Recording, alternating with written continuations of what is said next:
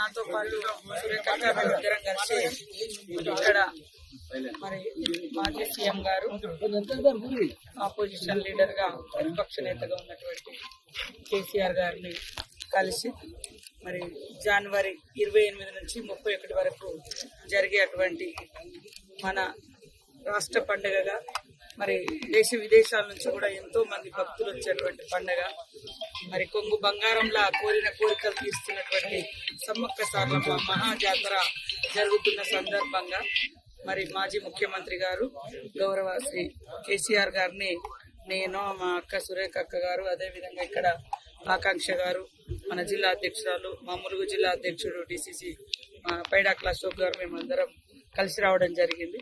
వారు మొన్న అసెంబ్లీలో అందరు ఫ్లోర్ లీడర్లకు అదేవిధంగా ఎమ్మెల్యేస్కి అందరికి కూడా ఆహ్వానం పలకడం జరిగింది.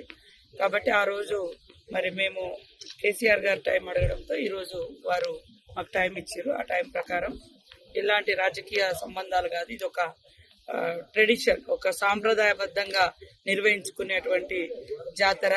ఆదివాసీ బిడ్డలుగా పుట్టినటువంటి సమ్మక్క సారలమ్మలు కానీ ఈ రాష్ట్రంలో కానీ పక్క రాష్ట్రాల్లో కానీ అందరి దేవులుగా ఒక కులము మతము ప్రాంతము అనేటువంటి తేడా లేకుండా మరి అందరి కోరిన కోరికలు తీర్చే తల్లులుగా ఉన్నారు. కాబట్టి ఈ యొక్క మహాజాతరకు మేము ఆహ్వానించడం జరిగింది. వారు అదేవిధంగా కేసీఆర్ గారు వారి సతీమణి శోభమ్మ గారు కూడా ఇద్దరు కూడా కూర్చొని మేము ఇచ్చినటువంటి ఆహ్వానాన్ని స్వీకరించడం జరిగింది. అదేవిధంగా పట్టు వస్త్రాలను కూడా మేము దేవుని తరఫున వారికి అందించడం జరిగింది.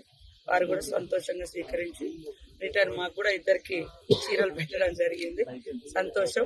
ఇది రాజకీయాలు మాట్లాడుకునే టైం కాదు, రాజకీయ వేదిక కాదు. ఇది మన రాష్ట్రంలో 96లోనే సమ్మక్క సారలమ్మ జాతరను స్టేట్ ఫెస్టివల్ గా ప్రకటించుకోవడం జరిగింది. కాబట్టి అన్ని పక్షాలను అన్ని కులాలు అన్ని మతాలు అన్ని ప్రాంతాలను కూడా ఆ ప్రాంత ఆడబిడ్డలుగా మేము ఆహ్వానించడం జరుగుతుంది. కాబట్టి తప్పకుండా వారు కూడా రావాలని కోరినాం. వారు కూడా సానుకూలంగా స్పందించడం జరిగింది.